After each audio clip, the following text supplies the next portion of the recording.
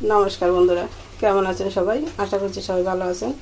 আমি আরতি চলে আসলাম রান্নার কাছে সবকিছু গুছিয়ে নিয়ে আর অল্প কিছু বাকি আছে সেটাও দেখিয়ে দেব আপনাদেরকে গোছানো। তো বন্ধুরা আজকে রান্না করব কি দেখিয়ে দিচ্ছি। আজকে রান্না করব চিংড়ি মাছ আর নিয়েছি দেখুন সামান্য একটু ইলিশ ছিল 3 টুকরা এটা নিয়েছি। এই ইলিশ রান্না করব এই আটি কলা দিয়ে আর চিংড়ি মাছ রান্না করব। দেখুন অল্প কিছু ইসড় আছে আমি বক্সে রেখেছিলাম আর তার জন্য কিছু আলু নিয়েছি আর নিয়েছি কিছু সয়াবিন। এই সব কিছু আমি আলু আর সয়াবিন এসড়ের সাথে দিয়ে রান্না করব। তার জন্য মশলা নিয়েছি আমি এখানে যে আদা আর জিরা বাটা আছে, টক দই, নারকেলের দুধ আর ফোড়নের জন্য শুকনো লঙ্কা তেজপাতা নিয়েছি। আর এদিকে আমি শিলপাটা একটু মশলা নিয়েছি। দেখুন এখানে নিয়েছি কিছু সরিষা, কাঁচা লঙ্কা, লবণ আর হলুদ আর একটু সরিষার তেল দিয়ে আমি মশলাটা বেটে নেব। তো বন্ধুরা যেহেতু আমি একা ভিডিও করছি এখন বাটাটা তো দেখাতে পারছি না তাই আমি একটু দেখিয়ে নিলাম। আর এই যে পাশে আছে দুধ, আমি দুধ কিন্তু জাল করে নিয়েছি এখানে নামিয়ে নিয়েছি আর এদিকে ভাত চড়িয়ে দিয়েছি। তো আমার সাথে থাকুন, আপনারা দেখতে থাকুন। তো বন্ধুরা আমি মশলাটা কিন্তু মোটামুটি ভালো করে পেস্ট করে নিয়েছি। এখন একটু সরিষার তেল দিয়ে দিচ্ছি মশলার উপরে আর এই তেল দিয়েও কিন্তু আমি আবার একটু ভালো করে বেটে নেব, একটু মিশিয়ে নিচ্ছি।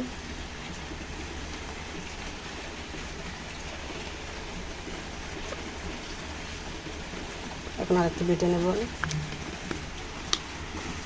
মশলাটা কিন্তু খুব সুন্দর করে পেস্ট করে নিলাম আবার আমি এখন তুলে নেব। তো এই যে আমি মশলাটা তো বেটে যে তুলে নিলাম আর এই যে পাশে পেঁয়াজ রসুন নিয়ে সেটা আমার আগে দেখানো হয়নি। আজকে পেঁয়াজ রসুন দিয়ে আমি এসবটা রান্না করব। আমি কড়াই কিন্তু দিয়েছি ছড়িয়ে দেখুন কড়াইতে গরম হয়ে গেছে, দিয়ে দিচ্ছি তেল। আগে আলু সয়াবিনটা আমি ভেজে নেব। তেল তো গরম হয়ে গেছে, আমি এখানে আলুগুলো দিয়ে দিচ্ছি।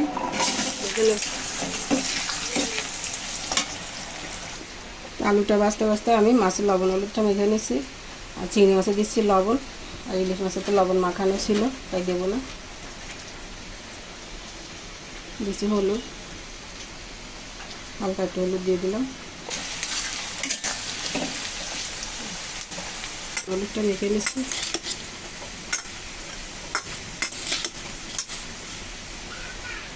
তো মাছে তো লবণ হলুদ মাখিয়ে নিলাম, এখন সয়াবিনগুলো আমি দিয়ে দেবো আলুর ভিতর। এখন আলু কিন্তু একদম লালচে করে ভেজে নিলাম, এখন সয়াবিনগুলো দিয়ে দেবো একসাথে। তো বন্ধুরা সয়াবিন আলু দিয়ে এসব রান্না করে আপনারা কে কে খেয়েছেন কমেন্টে জানাবেন। আর যদি না খেয়ে থাকেন একবার এভাবে করে দেখবেন, ভালো লাগবে নিশ্চয়ই। একটু হলুদ দিয়ে দিচ্ছি সয়াবিন আলুতে।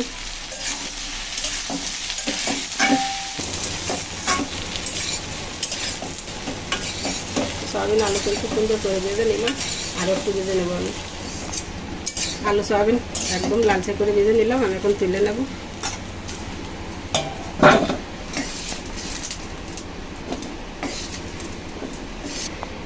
আমি আলু সয়াবিন তো তুলে নিলাম, এখন কড়াইতে আবার তেল দিয়ে দিচ্ছি। চিংড়িগুলো ভেজে নেব, চিংড়িগুলো দিয়ে দিচ্ছি এখন।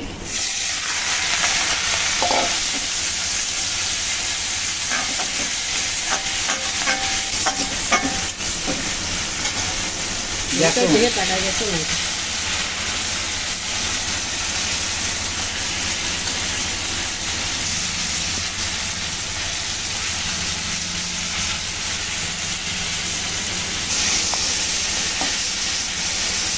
চিংড়িগুলো কিন্তু আর একটু লাল করে ভেজে নেবে, ভালো হবে, সেটা কিন্তু সুস্বাদ লাগে বেশি। চিংড়িগুলোকেও কিন্তু একদম সুন্দর করে ভেজে নিলাম, এখন তুলে নিচ্ছি।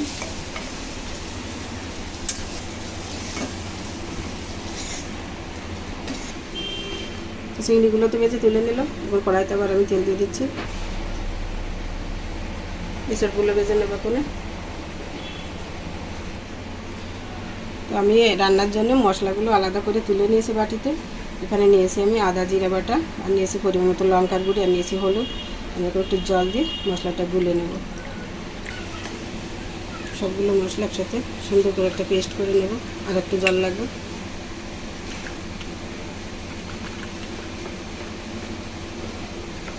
এর উপর একটু হলুদ দিয়ে দিচ্ছি। এঁচড়গুলো দিয়ে দিচ্ছি।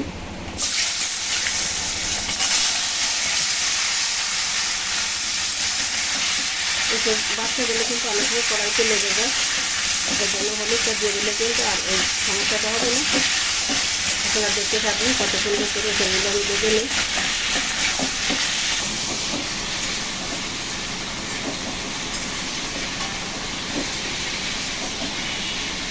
ইসোর রান্না হচ্ছে নাকি? ইঁচড় না, ইঁচড়ের সাথে আছে সয়াবিন, আলু, চিংড়ি। তাই তাদের দুপুরে খাবারটা মনে হয় জমবে। এই মা অন্নপূর্ণা যদি খাওয়ায় তাহলে সম্ভব হবে, তাহলে কি হবে, বাকি না থাকলে তো হবে না। ওকে, সেটা সুন্দর করে ভেজে নিলাম, এখন আমি তুলে নেব।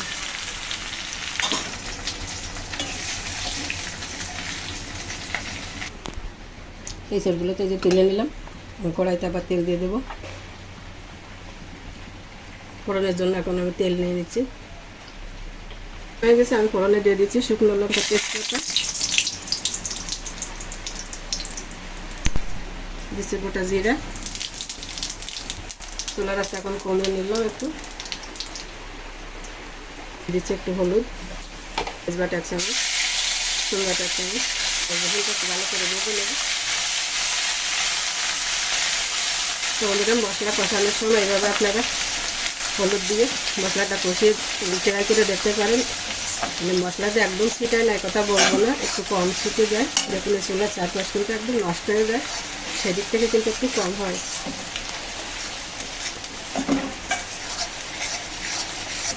তো পেঁয়াজ রসুনটা কিন্তু একটু হালকা করে ভেজে নিলাম। এখন দিয়ে দিচ্ছি গুলে রাখা মশলা, দিয়ে দিচ্ছি এলাচ, লবঙ্গ আর দারচিনি, টক দই দিয়ে দিচ্ছি। মশলাটা একটু কষিয়ে নিলাম, এখন দিয়ে দেবো টক দই।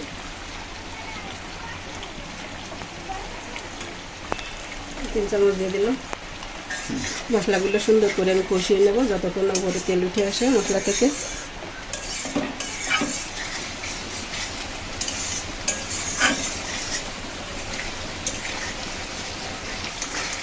মশলা কিন্তু সুন্দর করে কষিয়ে নিলাম, মশলা থেকে তেল আলাদা হয়ে গেছে দেখুন। এখন আমি ভেজে রাখা চিংড়িগুলো দিয়ে দিচ্ছি।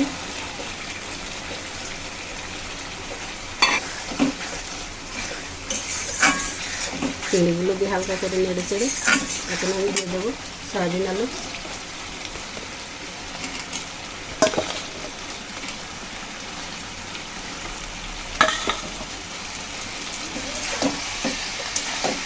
মশলা দিয়ে চিংড়ি মাছ, আলু, সয়াবিন সুন্দর করে কষিয়ে নেব।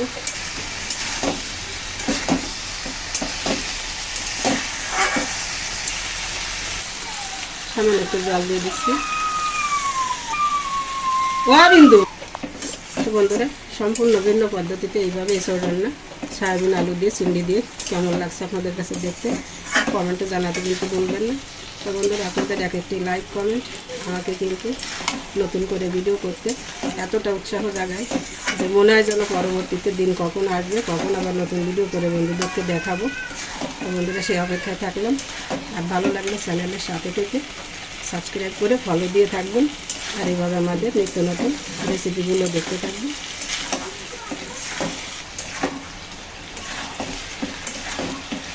সয়াবিন আলু একটু ডাটা দিয়ে একটু হালকা আঁচে রেখে একটু বাঁচতে থাকবে, একটু সুন্দর করে কষানো হয়ে যাবে, থাকবে। একটু ডাটা দিয়ে দিলাম, ডাকনাটা তুলে নিলাম কিছুক্ষণ পর।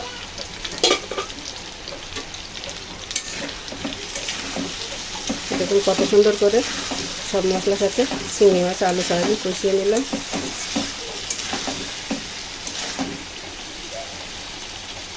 দেখুন আলুগুলো কিন্তু অলরেডি সিদ্ধ হয়ে গেছে, কত সুন্দর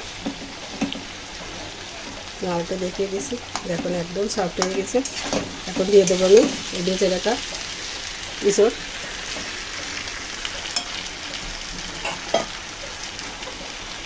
ইঁচড় দিয়ে একটু হালকা করে কষিয়ে নেব।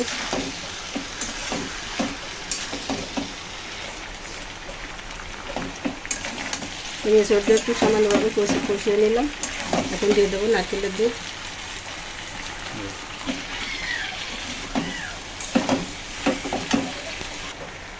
সামান্য একটু চিনি দিয়ে দিচ্ছি।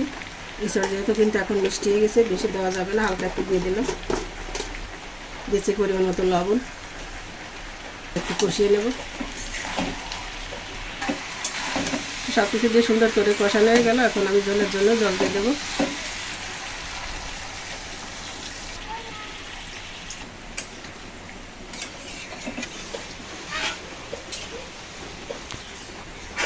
কত দূর রান্না? এই তো বেড়ে গেল। আর অল্প একটু সময় অপেক্ষা করো।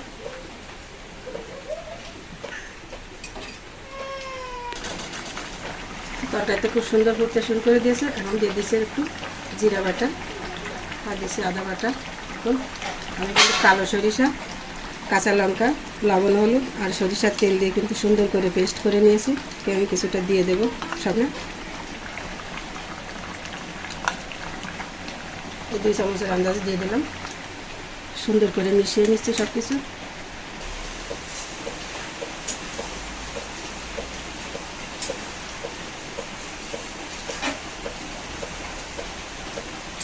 কেমন লাগে? আর কত সময় লাগবে ভাই? আর বেশিক্ষণ না। আর বাড়া যাচ্ছে না রে ভাই। পারবে পারবে। এদিকে একটু তাকাও তো। হচ্ছে সুফল আসে, জানো? ও আচ্ছা, ঠিক আছে। ফ্যাশন সার্ভিস চলে যাওয়ার। বন্ধুরা ভালো করে মিশিয়ে নিলাম। এখন একটু ঢাকা দিয়ে দিচ্ছি। ভালো করে কালার আসবে তরকারিতে। ঢাকনা তুলে নিলাম।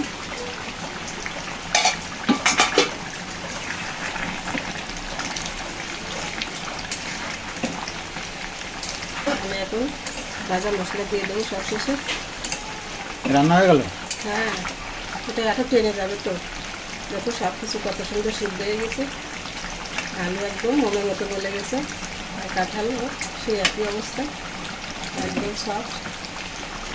আর কোষ, এই যে কাঁঠালের কোষগুলো দেখুন বন্ধুরা, এর মানে একটা আজকে আর গুটিয়ে দেওয়া লাগবে না, এমনই অবস্থা হয়ে গেছে।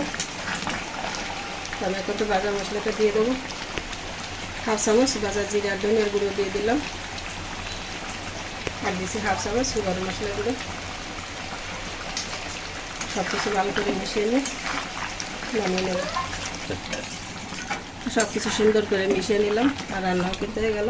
আমি এখন নামিয়ে নেব। তরকারি নামিয়ে নিচ্ছি।